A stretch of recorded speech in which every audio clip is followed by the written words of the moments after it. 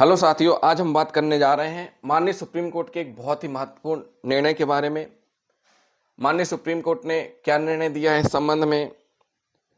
माननीय supreme court के सामने जो प्रश्न थे, क्या आईपीसी की धारा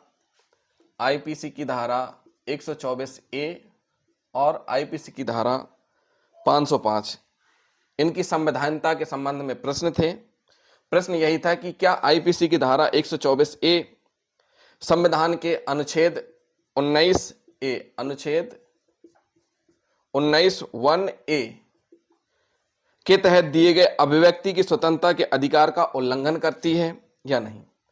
जो ये केस है, इसमें माननीय सुप्रीम कोर्ट के समक्ष जो कानूनी मुद्दे थे, पहला मुद्दा यही था कि क्या आईपीसी 124 ए संविधान के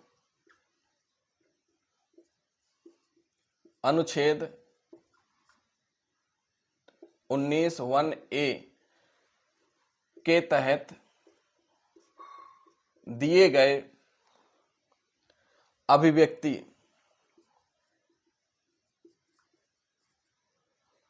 की स्वतंत्रता के अधिकार का उल्लंघन करती है या नहीं, उल्लंघन करती है या नहीं। दूसरा ये था कि क्या अभियुक्त अपीलार्थी केदारनाथ सिंह ने जो भाषण दिया था, भाषण को वास्तव में देशद्रोह माना जाना चाहिए या नहीं, यानी देशद्रोह को माना जाना चाहिए या नहीं। जो भाषण है, भाषण को देशद्रोह माना जा सकता है या नहीं, क्या माना जा सकता है। नंबर तीसरा पॉइंट था कि क्या इस धारा का दुरुपयोग राजनीतिक विरोध को दबाने के लिए किया जा सकता है। क्या इस धारा का प्रयोग राजनीतिक विरोध को दबाने के लिए किया जा सकता है। ये तीन मुद्दे थे माननीय सुप्रीम कोर्ट के समक्ष। केदारनाथ बनाम सिंह बिहार राज्य AIR 1962 SC 955 के केस में, जिसमें निर्णय 20 जनवरी 1962 का हुआ था। मामले के तथ्य क्या हैं वो भी हम आपको बताएंगे। जिन साथियों ने अभी तक हमारे चैनल को सब्सक्राइब नहीं किया है, हमारे चैनल को जरूर सब्सक्राइब कर लें और वीडियो को लास्ट तक देखें। वीडियो पसंद आता है, वीडियो को लाइक करें, शेयर करें, कमेंट करें। साथियों, 124 है, ये BNS में अब 152 में है और 505 आईपीसी की BNS की धारा 353 में है। 124 राजद्रोह से संबंधित है और 353 इस प्रकार के वक्तव्य जो रिष्टिकारक हैं उनसे संबंधित है। साथियों, इस मामले में होता क्या है ये भी हम आपको बता देते हैं। जो अभियुक्त हैं, अभियुक्त CPI पार्टी से संबंधित है। अभियुक्त कौन है? अभियुक्त भारतीय कम्युनिस्ट पार्टी से जुड़े हुए कार्यकर्ता हैं। भारतीय कम्युनिस्ट जो पार्टी है, कौन सी पार्टी? भारतीय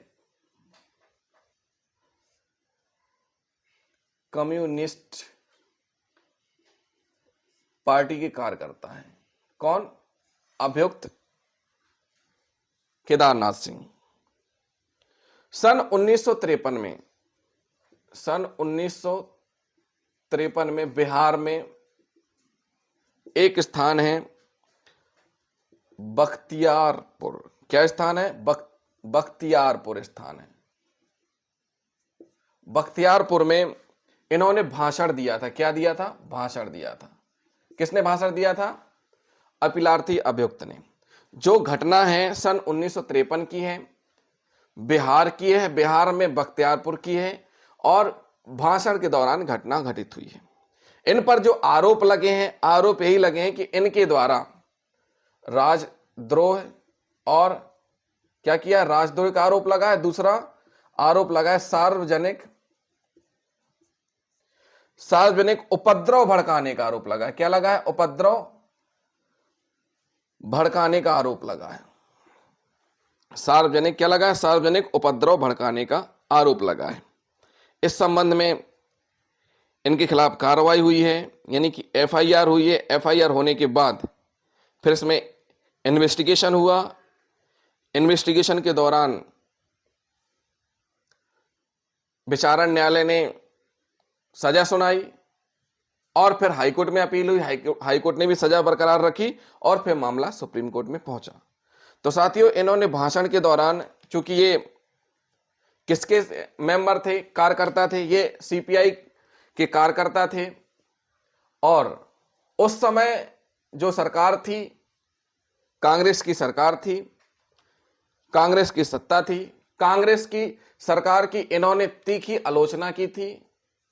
क्या की थी? तीखी आलोचना की थी और सीआईडी को क्या बोला था? कुत्ता बोला था। और कांग्रेस पार्टी के जो कार्यकर्ता थे, कांग्रेस पार्टी के जो कार्यकर्ता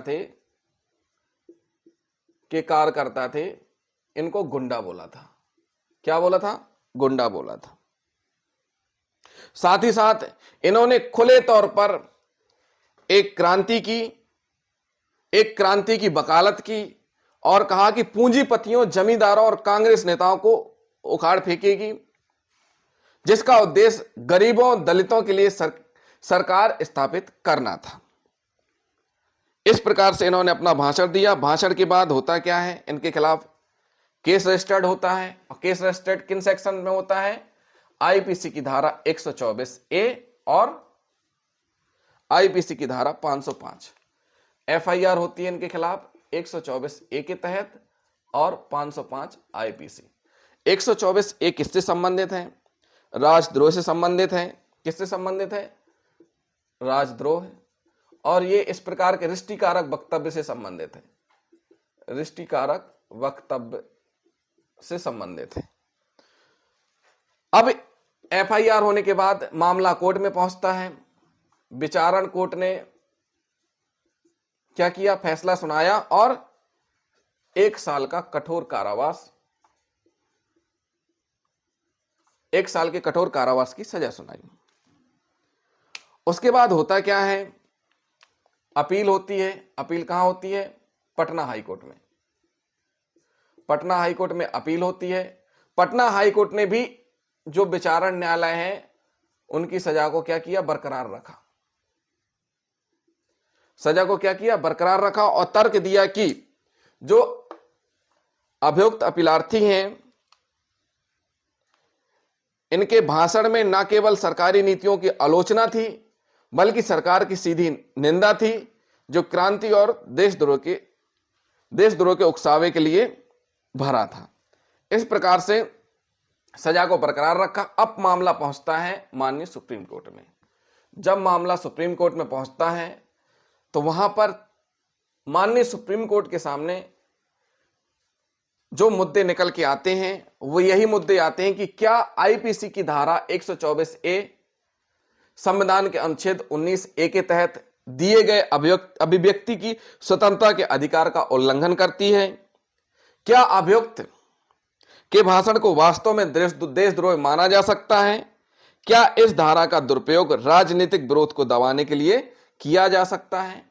ये प्रश्न थे माननीय सुप्रीम कोर्ट में।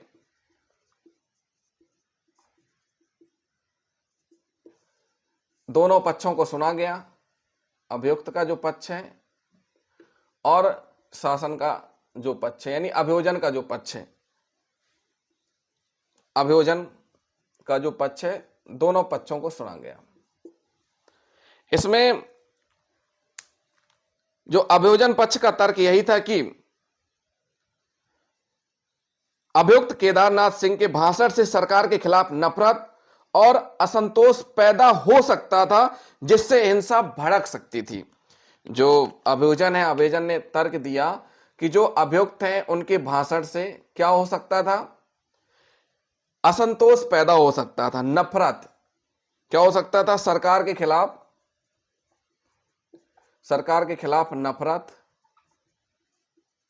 नफरत, असंतोष पैदा हो सकता था, जिससे हिंसा भड़क सकती थी। क्या हो सकती थी? हिंसा भड़क सकती थी। ऐसा तर्क दिया गया अभियोजन की तरफ से कि जो सजा सुनाई गई वो सही है। क्यों? क्योंकि अभियुक्त ने ऐसा भाषण दिया था जिससे क्या हो सकती थी? सरकार के खिलाफ नफरत और असंतोष फैल सकती थी और हिंसा भड़क सकती थी। अब यहां पर अभियुक्त ने तर्क दिया। अभियुक्त की तरफ से जो अधिवक्ता हैं उनके द्वारा तर्क प्रस्तुत किया गया। उनने क्या तर्क दिया? भाषण सरकार की आलोचना थी, न कि हिंसा उकसाने वाला। जो भाषण था वो कैसा था? भाषण ऐसा नहीं था कि हिंसा उकसाने वाला हो। सरकार की आलोचना की गई थी। किसकी आलोचना की गई थी? सरकार की आलोचना की गई थी। संविधान का अनुच्छेद 19, जो अनुच्छेद है 19(1)(a), आर्टिकल 19(1)(a) हर नागरिक को स्वतंत्र रूप से अभिव्यक्ति का अधिकार देता है। धारा 124(a) का उपयोग सरकार की नीतियों की आलोचना करने वाले लोगों को चुप कराने के लिए किया जा सकता है, जिससे लोकतंत्र कमजोर होगा। ऐसा इनकी तरफ से तर्क रखा गया। जो अभियुक्त के अधिवक्ता हैं उनके द्वारा माननीय सुप्रीम कोर्ट में तर्क रखा गया। माननीय सुप्रीम कोर्ट ने दोनों पक्षों को सुना। दोनों पक्षों को सुनने के बाद माननीय सुप्रीम कोर्ट ने अपना फैसला सुनाया। माननीय सुप्रीम कोर्ट ने क्या पाया? माननीय सुप्रीम कोर्ट ने कहा कि जो आईपीसी की धारा 124(a) संविधान के अनुच्छेद, जो संविधान का अनुच्छेद 19(1)(a) के तहत दी गई अभिव्यक्ति की स्वतंत्रता का उल्लंघन नहीं करती है। पहला कहा कि जो आईपीसी की धारा 124(a) है, आईपीसी की धारा 124(a) है, संविधान के अनुच्छेद 19(1)(a) के तहत दी गई अभिव्यक्ति का उल्लंघन नहीं करती है। क्या नहीं करती? अभिव्यक्ति का उल्लंघन नहीं करती है।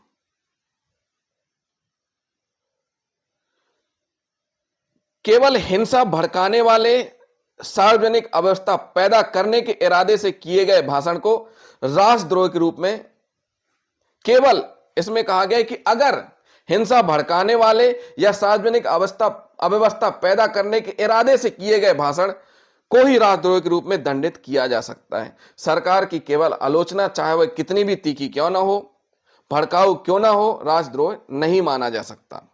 साथियों, यह धारा जो 124(a) है, राष्ट्रद्रोह, संविधान के अनुच्छेद 19(1)(a) में दी गई अभिव्यक्ति की स्वतंत्रता का उल्लंघन नहीं करती है, जहां व्यक्ति का आशय इस प्रकार का हो, किस प्रकार का हो, जिससे कि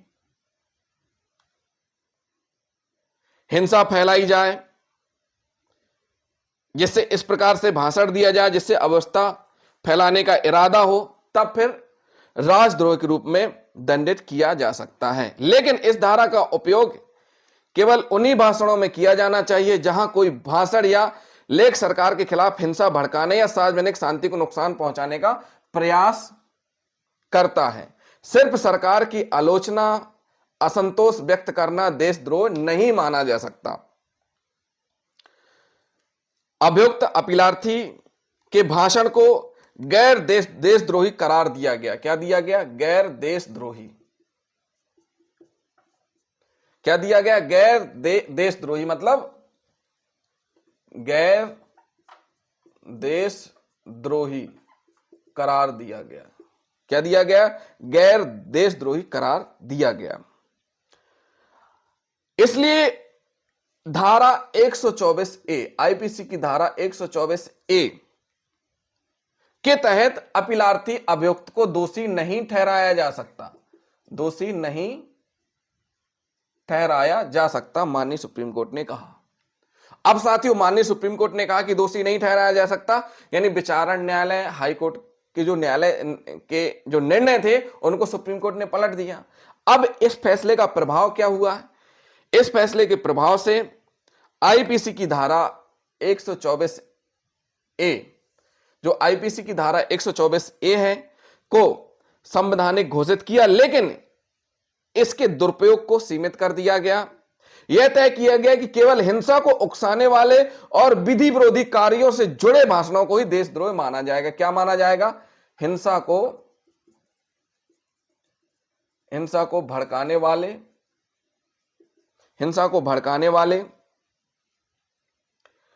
हिंसा को उकसाने वाले, भड़काने वाले, उकसाने वाले, हिंसा को भड़काने वाले, उकसाने वाले और विधि विरोधी